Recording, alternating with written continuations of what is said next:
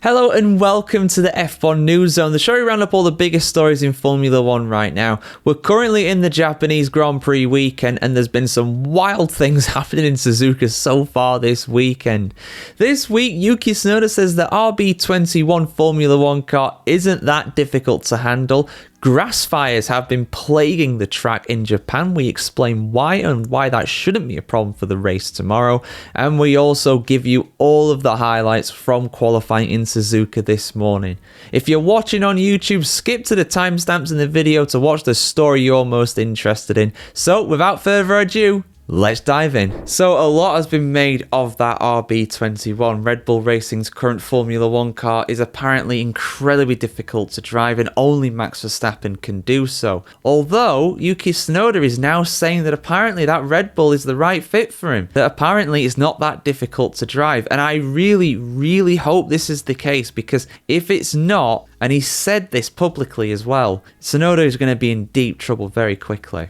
But I wish him all the best. I hope he does very well this weekend coming up in Japan, of course, his home race around Suzuka. But let's have a look, guys, because, yeah, this whole situation between Red Bull, Lawson and it's still not properly sunk in for me, you know. It's an incredible turn of events that they found themselves in. But anyway, full article on the F1Chronicle.com, guys. Let's have a look what's been said here. Dr. Helmut Marko admits Max Verstappen opposed the unanimous decision of Red Bull team to oust Liam Lawson after just 2 races of 2025. Last week, as Lawson's demise and return to Racing Bulls became official, the quadruple champion liked an Instagram post that likened the move to bullying. Marko confirmed Verstappen's disagreement in a conversation with Formel1.de. admitting the Dutchman does not think that swapping out Lawson with Tsunoda will change anything about the 2025 car's problems. That is correct, and that is how Max expressed it, he said. The Austrian also told the Telegraph newspaper, Max argued that the car is very difficult to drive and that if it was better, Lawson's performance would also improve. We are of course working on development, but it is not yet possible to say how fast that will go. Interestingly, even Lando Norris is complaining about the difficult handling of his field-leading McLaren, raising suspicions that it is a hallmark of the work of Rob Marshall. I think there is clearly a connection there, Marko said. The upward trend at McLaren started immediately after he left us to go there. That is our DNA in the car, and that is very likely. Interestingly, at a Honda event in Tokyo over the weekend, Tsunoda admitted that spending about 2 days with the RB21 in the simulator since the decision was taken, he is dreaming of a home podium finish at Suzuka this weekend. I realised that the RB21 is not that difficult to drive, although my car setup will probably be different to Max's, said the Japanese driver. I didn't have any particular strange feelings, at least not on the simulator. That's the simulator though, and as these simulators are, it's very different getting out there into the real world and driving this car. I'll be very careful about what you say, Mr. Tsunoda, about stuff like this, because Red Bull will bring this up. they will bring up this history if you don't perform. We know what they're like. Marko has admitted that Tsunoda's better feeling at the wheel of the 2025 Red Bull compared to Lawson could indicate a change of team strategy. We are considering using a different setup for the second car, he said, so that is less aggressive and easier to handle. Tsunoda commented, I think my idea of what the car is that I want is different from Max's. I want to understand Red Bull's car first and then build a good car for myself. When the 24-year-old tested Red Bull's 2024 car late last year, Tsunoda explained that it suited his driving style. Well, that was a bit of a sales pitch, Tsunoda laughed, but I was able to drive normally then too, so I think it's the right fit for me. I'm very skeptical. I'm not saying Tsunoda's lying, I'm not. The thing is, if he did think that the car was difficult to drive, if he did think he was going to struggle, would he tell us? No, absolutely not. Especially before going into his first race for the team and going into his home race as well in Japan. So I'm not too confident about this. I'm really not. I hope I'm wrong. I really do. But driving the RB20, last year's car, and driving the RB21 are two different things.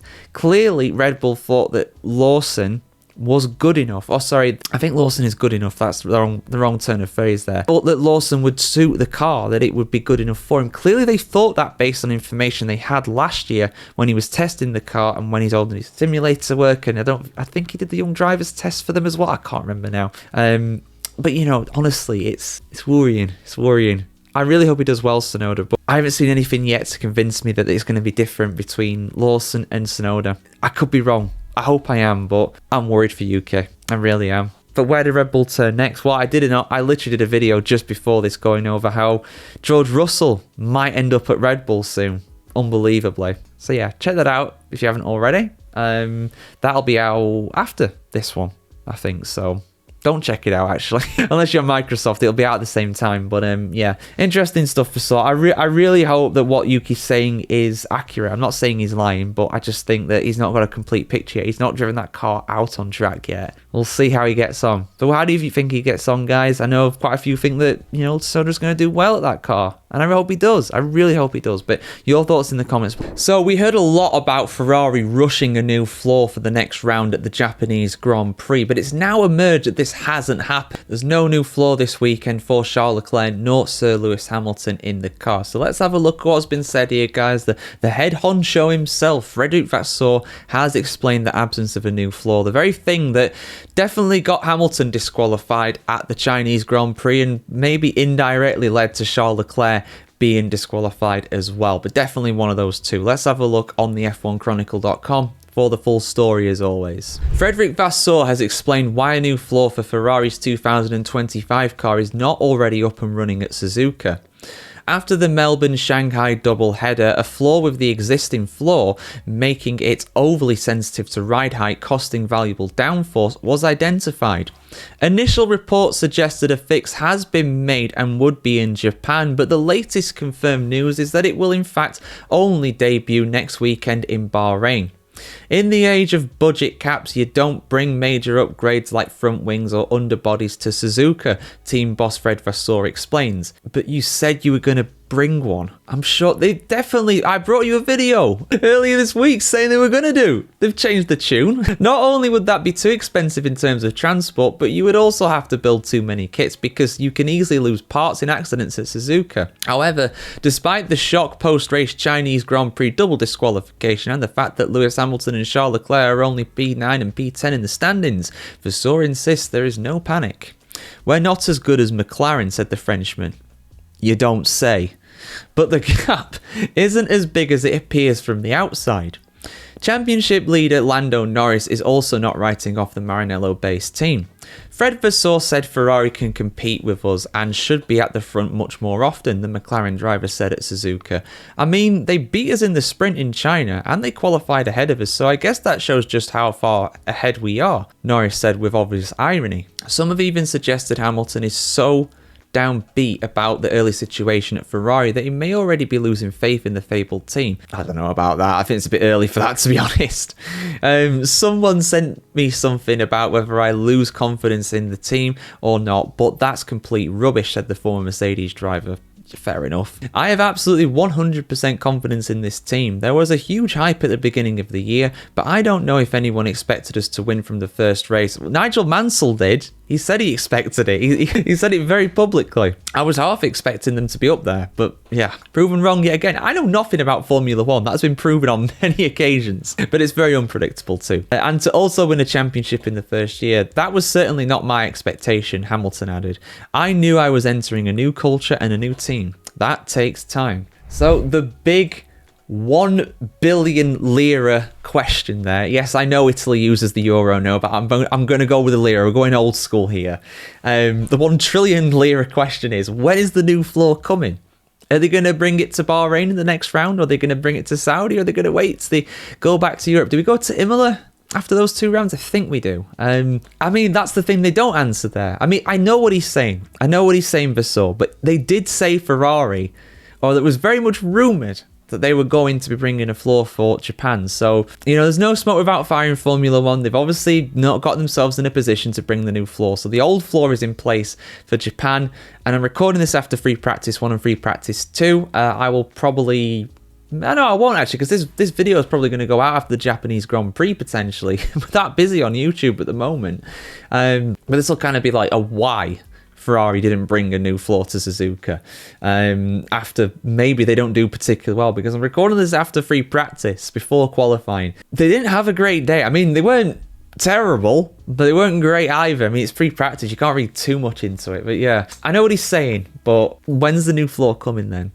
I mean, the Middle East is closer to Europe where their factory is, so it costs less to get out there. You can respond to it quicker and all that sort of stuff. So let's see what happens, guys. This isn't filling me a lot of confidence, to be honest. But hey, your thoughts in the comments below, guys. Were you expecting a new floor for Suzuka this week? And I certainly was, with how much problems it was causing the old one. The current one, I should say, is still there. So Adrian Newey has started work at Aston Martin's Formula 1 team, and things aren't looking too terrible by the standards of what we were expecting anyway for Aston Martin. I were expecting them to almost be backmarkers this season. They seem solidly in the midfield, you know, they're not troubling the top 4 teams, but they're in that mix really, at least surprisingly in the hands of Lance Stroll anyway. Fernando Alonso is really struggling with that car. I mean, I'm recording this after free practice for the Japanese Grand Prix, and Alonso had another accident. He ran off into the gravel trap and got beached, unfortunately for him. So he's not even finished the race yet, let alone scored points. So he's really struggling in the car. Lance Stroll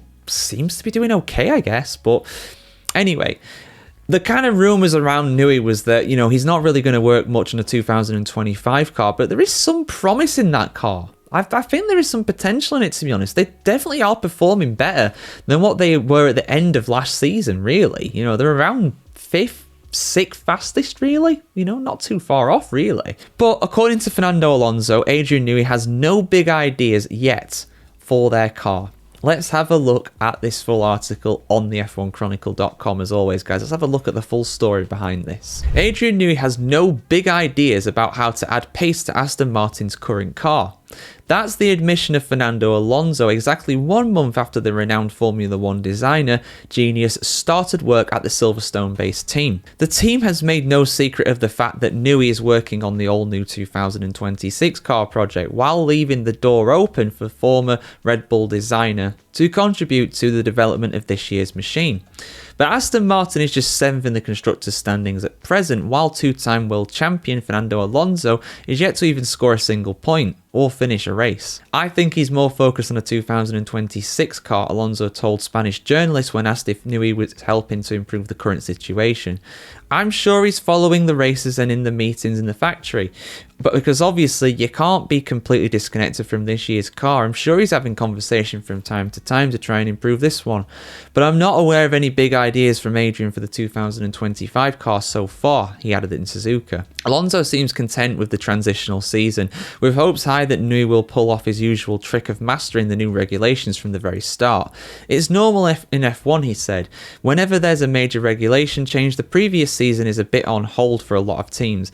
If you're not fighting for the World Championship, which maybe only 3 or 4 teams are fighting for the rest of the season, it's a campaign where you're trying to prepare for the next one. So it's not only about improving this year's car, but everything in general, like the organisation, just to be ready for a better opportunity, Alonso added. So yeah, I think we could be at that stage now. It wouldn't surprise me if they turn the taps off for Aston Martin in terms of development anytime soon. It really wouldn't do, because yeah, they're clearly not in the leading pack. They're not doing as bad as what a lot of people thought, but I'd be surprised if they want to go even a little percentage on this year's car. I don't see the point for them really, unless they're pretty confident of being able to get 5th. And with the fact that Alonso is crashing so much, clearly shows that that car is very inconsistent. It's very unstable. Perhaps an upgrade would help with that. You think it would do? There's no guarantees, and you know, in a cost cap era, you gotta be budgeting and managing the resource of what you've got available in terms of the personnel, in terms of the money. It's all got to go into the equation. And do they want to put a gamble on 2025? Because at the end of the day, like I always say with Aston Martin, and it's easy to laugh at this given their current form, but they are in Formula 1 to win the World Championship. They are. They're not a team that want to be in the midfield or back markers. They don't want to be there to compete. With the greatest of respect to the likes of Force India in the past, they did fantastically well. They absolutely did, and they deserve all their success. But frankly, for a team like that, just being a part of Formula One was a huge statement. Aston Martin being part of Formula One, yeah, it's cool, but it's not a statement. This is a marquee with such incredible history behind it, both in road cars, in popular culture, and in racing as well. They have a lot of pedigree in all of that. So to be a part of Formula One is cool, but it's not what they want. They want to be winning the damn thing. They want to be winning it all. Simple as that. And the only way they're going to do that anytime soon is to go all in on 2026 and hope that Honda power unit is the best on the grid. They've given themselves the best opportunity. They have a works engine. They have the best designer in the history of Formula One. And they have one of the best drivers in the history of Formula One. And another driver that is somehow outscoring it right now. I don't know how, but he is. So put those in the comments below, guys. Qualifying for the 2025 Japanese Grand Prix has concluded. Now, you've probably seen who's on pole position. You've probably seen it in the title. I will probably stick it in there, of course, which as a McLaren fan, this came as very much as a big surprise to me. But hey, it's somebody else at the end of the day. And we have very much an interesting race on the cards for tomorrow around Suzuka. But let's have a look at the 5 things that we learned from today's qualifying around Suzuka, Japan. So let's start with Isaac Hadjar. Apparently he had an issue in the car. According to Jack Villeneuve in the commentary here on the Sky broadcast, it was probably his seat belts, but whatever the problem was, he couldn't remedy it during Q1, but despite that, he did manage to get through to Q2, and presumably after that, he did manage to get it fixed. Yeah, a loose seatbelt around a track where there is so much lateral G-force is 100% not what you need while you're trying to go fast, but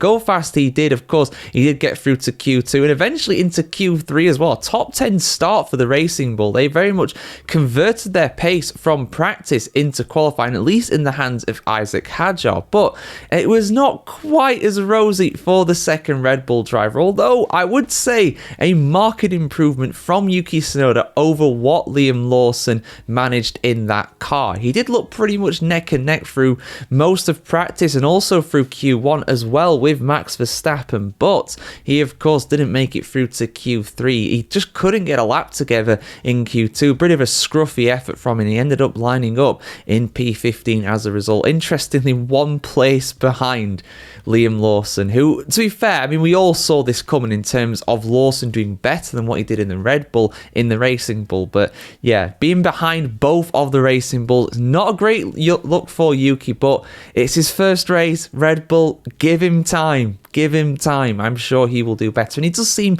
more at home in that car than what Liam Lawson did, although I would wager that he would have done a lot better in the Racing Bulls, ironically. It's incredible stuff, but there you go. But there is some serious pace in that Red Bull, as we'll get onto pretty soon. But speaking of searing pace, red hot pace, we had another grass fire.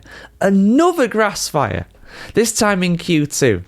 Red flag. Couldn't run. Now, of course, last time I checked the weather forecast for Suzuka, say it's going to rain tomorrow in the morning, so I don't see this being a problem for the Grand Prix tomorrow. However, the fact this has happened again, after it happened twice in free practice 2 yesterday, I think is really embarrassing. I have to assume that the race officials, that the organisers of the Suzuka Grand Prix, that they can't, for some sort of weird FIA safety reason or something like that, they can't water the grass because they'd be like, oh, if you go off the track, well, you know, that could be quite dangerous. I mean, let's just ignore the fact that it's actually on fire, you know. I mean, that is quite dangerous as well on a number of levels, not just for the drivers, also potentially for the spectators as well. I mean, you know, burning fumes is not exactly a nice thing to inhale now, is it? But yeah, they put it out. And we didn't get it again. But I tell you what, they've got to come out and say this is why we didn't water the grass. Because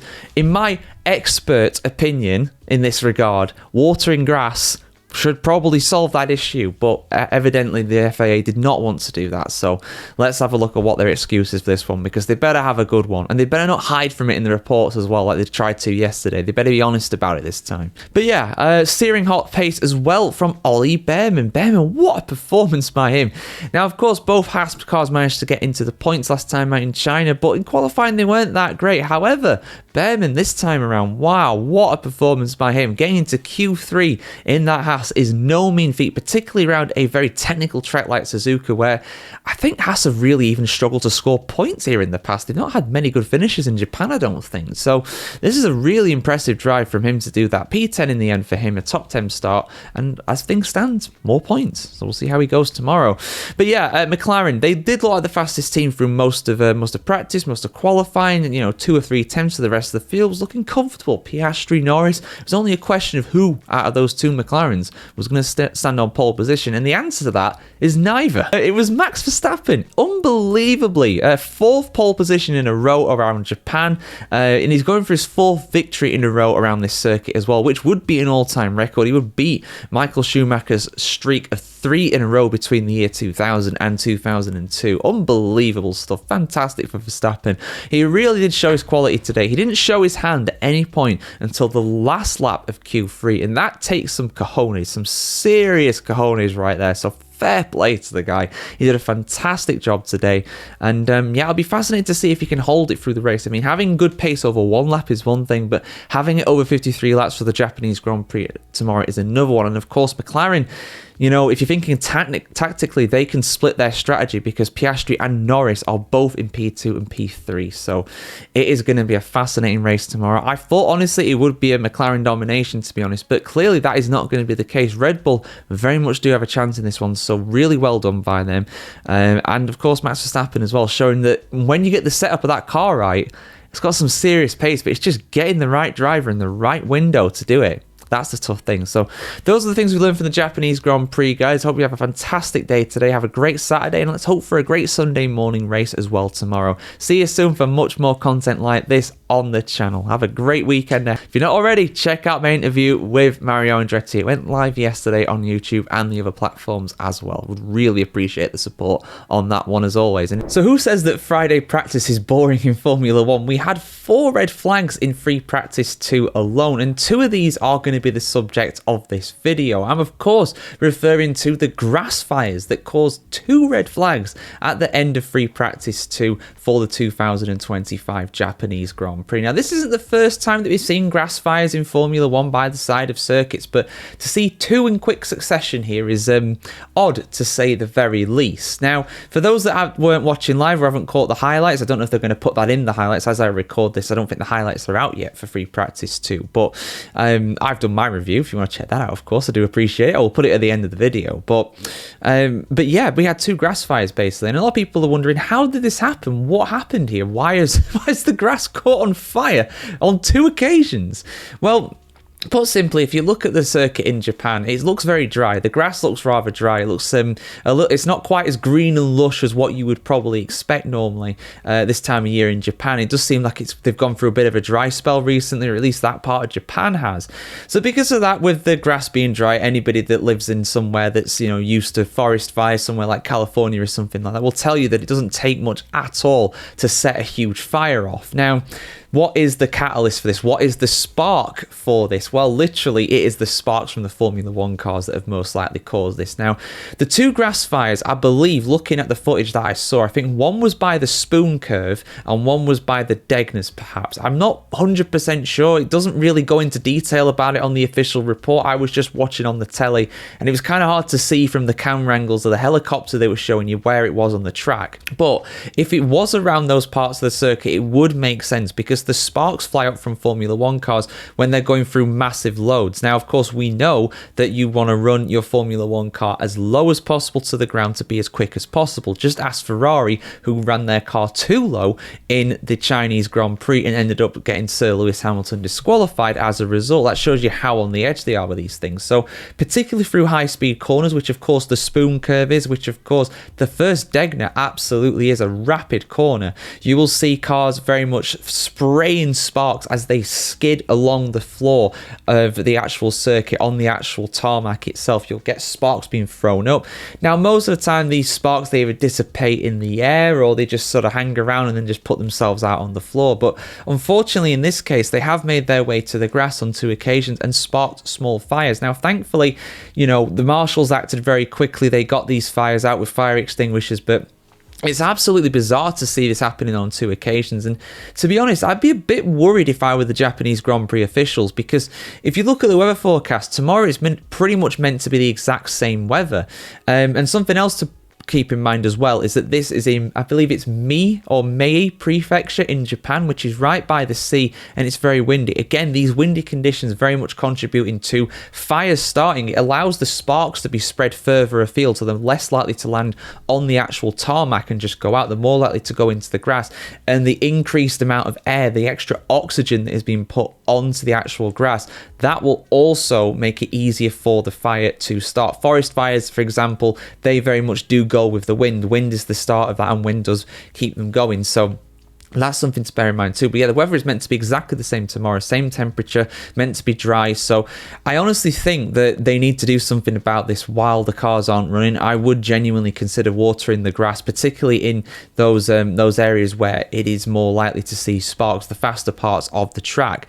Now for Sunday's race, I'm not too worried. It's meant, according to the weather forecast, it is meant to rain on Sunday morning and then be dry and cloudy as the day goes on into the afternoon. So I'm not too concerned about it for the race, but in qualifying in particular, these cars will be running at the fastest speeds, particularly through the corners as well, than that they have at any other point in the weekend. So if we're going to see more grass fires, it's most likely going to be in qualifying. And also free practice 3-2, that is the car's final chance to practice qualifying runs before getting to qualifying. So both of those sessions carry a very high risk of these sparks being flown up and unfortunately starting another grass fire. Now, it's interesting because this isn't the first time this has happened in Formula 1. If you remember last year, in my practice review, I said 2023, but of course, there wasn't a Chinese Grand Prix in 2023. There was last year, though, and we did see this happen.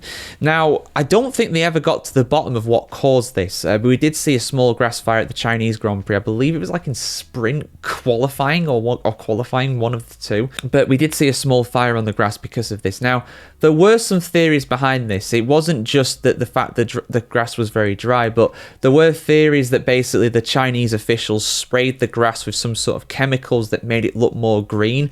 I know it sounds ridiculous, but genuinely they apparently did that. The other theory as well at that time is the fact that the Chinese Grand Prix circuit in Shanghai is actually built on an old swamp, and because of that there's more methane in the air, and anybody that knows anything about methane is that you can light it pretty easily on fire. It is quite a flammable gas. So I mean, just ask any kind of gas power plant, that's basically what they do. So yeah, that was the theories for there. But as far as I'm aware, the Suzuka circuit is not actually placed on top of a swamp. That'd be news to me if it is. It's right by the sea, so I don't think it is. Again, prove me wrong if if that's the case, of course, and let me know in the comments. But yeah, it's an interesting one that this has happened. If the Japanese officials have sprayed the grass green at Suzuka, they've not done a very good job because it's looking quite brown and quite a deep yellow rather than green. So I don't think it's the case they've sprayed anything on there. But hey, again, prove me wrong if that's the case. I want to hear what you have to say about this. But yeah, it's a little concerning. It's not panic stations by any means, but it would be a pretty bad look for the Japanese Grand Prix if this happens again tomorrow, I'll be honest. I mean, this is a race that I love, and I don't want it to be under threat by any means. But yeah, they do take the safety very seriously in this part of the world, of course, like they do everywhere in Formula 1. But I do find it interesting as well. I mean, I'll watch the highlights on the Formula 1 channel, but conspicuously on the official report for practice, they've only mentioned that grass fire once. They've not mentioned the second grass fire on any social media as far as I can tell, or on the report. Just that one. There were two actually, and you'd never know that just by looking at the reports or the social media feeds. But I'm just commenting. I'm not saying anything. I'm just saying that as a fact right now. They might tweet about it later after this video goes out, while I'm editing it, probably knowing my luck. But I'm just saying they've been very ominously quiet, the Formula 1 feeds, about that. It's not a great look for them, in honesty. But yeah, your thoughts in the comments below, guys. What's actually caused this? Have they sprayed something on the grass? Is it something that I don't know? Because to my eyes, it just looks like dry grass being lit on fire by a spark. Simple as that. But it's very odd this has happened twice. We've never seen this before at the Suzuka. We've only seen it once before at Shanghai. So Interesting. Like, share, comment, subscribe if you want to see some more like this. And yeah, our exclusive interview with Mario Andretti will be out later today on our YouTube channel. So look at the premiere for that. 7 p.m. it kicks off. Join the live kind of broadcast effectively of the premiere for that. I would really enjoy to see some of you guys there in the comments. I'll be watching along as well and replying on my personal account. So yeah, have a great day, guys. I hope we have a fantastic and safe rest of the weekend for Japan. No more fires, please.